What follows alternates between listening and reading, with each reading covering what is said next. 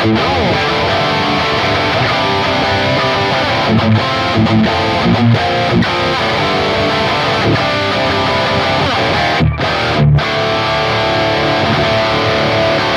Carl here at Carl Stacey Guitar Tuition. Today's video is going to be all about guitar tricks that instantly make you sound more professional and a much better guitar player overall, okay? So I've narrowed this down to 4 simple things, alright? So I'll break that down and talk a little bit about each of those, of course. So make sure you're listening and rewatch this video as many times as you need to. And if you have a guitar handy, even better, you can grab it and try some of these things that I'm mentioning and talking about today as well, alright? So number 1 is blocking off notes. So this is something that comes up in conversation in my private lessons a lot of the time. So say, for example, you're playing power chords like this.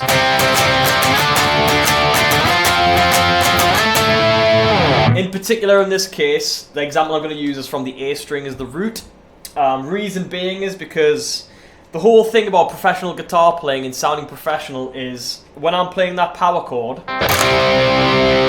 I'm strumming through all of the strings, but you're only hearing the 3 notes of the power chord, right? That's the goal, that's the plan, that's the idea. That's the part that a lot of people, especially beginners and things like that, struggle with. So that's what we're talking about right now.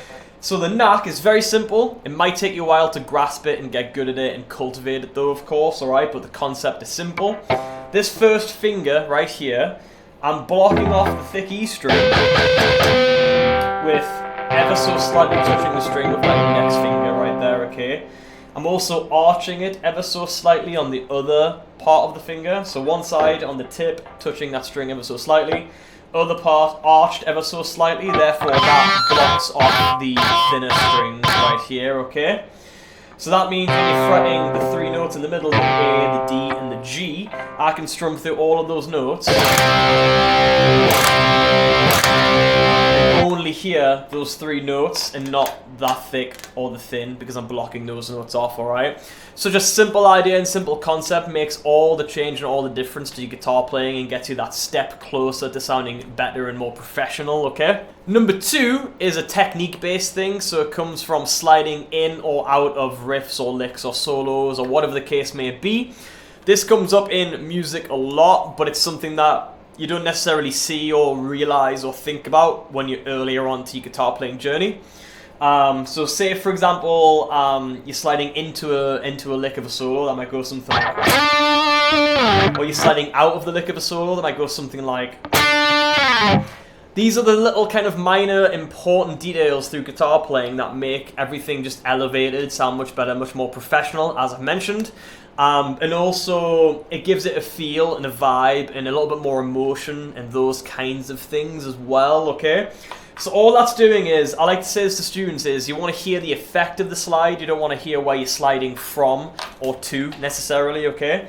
So you want to just go a few frets back, at least a few frets back, and pick the note as you normally would when you're doing a slide and immediately slide to another note, but you don't want to hang or put any time or anything like that on the previous note, okay? So what I mean by that, one more example.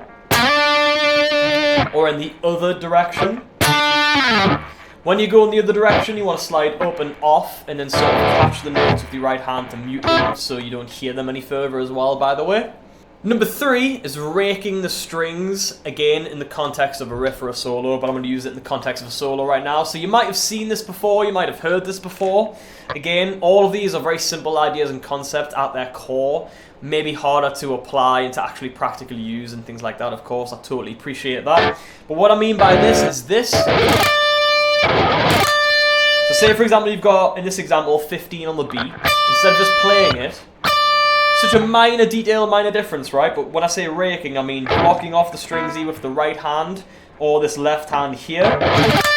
So you'll see that a lot in guitar solos. It gives it, again, going back to point number 2, it gives it more of a feeling, a vibe, just an overall kind of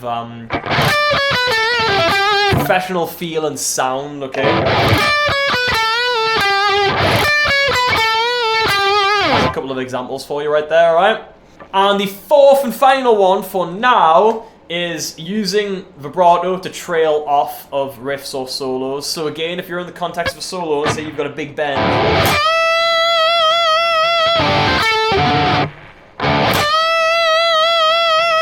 So So instead of just bending it and then letting the notes sort of just fizzle out or die or whatever, if you just add that little vibrato on the top end of it, it's going to trail off and fizzle off much less, much better, and much more professional. Alright, again, you can even combine that with the previous point, the raking technique. Alright, so again, in concept, all of these are very simple and very easy things to achieve and do, especially if you've been playing guitar for a little while, which I'm going to assume if you've clicked on this video, you have been, and you're just trying to sort of level up and elevate your playing technique and style and approach and things like that. So again, feel free to rewatch this as many times as you need to. If you have any final other thoughts or questions about any of these things, leave them down below. We'll have a chat and we'll go through it. No issues, no problems at all. Otherwise, thank you very much once again. Enjoy your guitar playing journey, and I'll see you in the next video.